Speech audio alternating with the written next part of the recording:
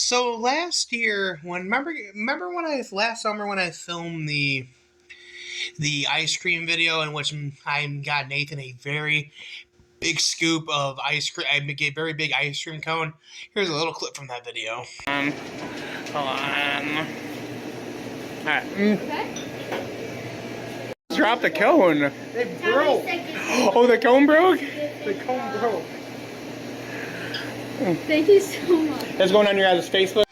Well, we ended up taking an Uber to go there, and it was really relatively easy to get an Uber to there. We did that video in which we got a very big ice cream cone. However, it took a long time for us to find an Uber on the way back, for the back home. And we're sitting there searching and searching and searching. And my phone was dying. I remember we were at least searching for 45 minutes for another Uber driver. I mean,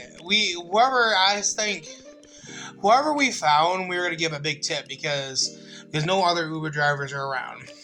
We finally got one person to pick us up because I mean, we couldn't walk home from our distance, but I mean, if we did, it took us a while to get back home. But we finally got an Uber driver.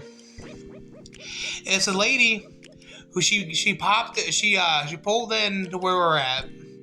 She says, "Hop in," or she pretty much said, "Get in," like very rudely. And we get in the van, and I was like, "Well, thank you for picking us up. We were trying to find another Uber driver. We couldn't find another one." And she's just like, "Yeah, well, I had something important to do, but I saw you guys wanting a ride, so I stopped what I was doing to give you guys a ride." Very rudely. She's pretty much telling us that she dropped what she was doing just to give us a ride home. And she was like very rude, and she pretty much and then me and Nathan would start to talk to each other very quietly, and she would keep glaring at us. And it was crazy. I mean, I've never had a bad experience with an Uber driver up until that point. And then she didn't even tell us bye. I was like, "Well, thank you for the ride."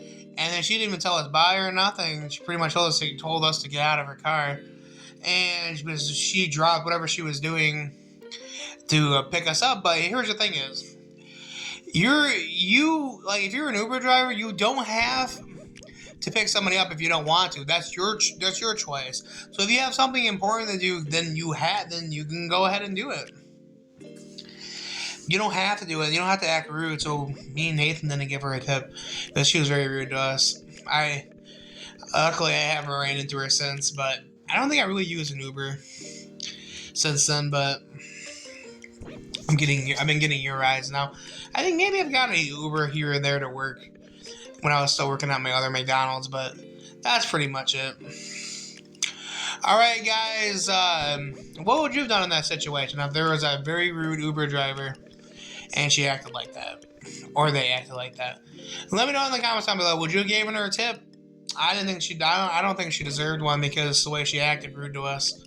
But that was last summer, and this last summer was very different than this summer. And I'm not going to get any other ice cream places as they got bills to pay. But yeah, if you're nice and I think you do a good job, I'll give you a tip. If you're gonna be rude and say I had to drop what I was doing just to come pick you guys up, then no, I'm not gonna give you a tip and just get mad if if you were talking to whoever you're with in the Uber car.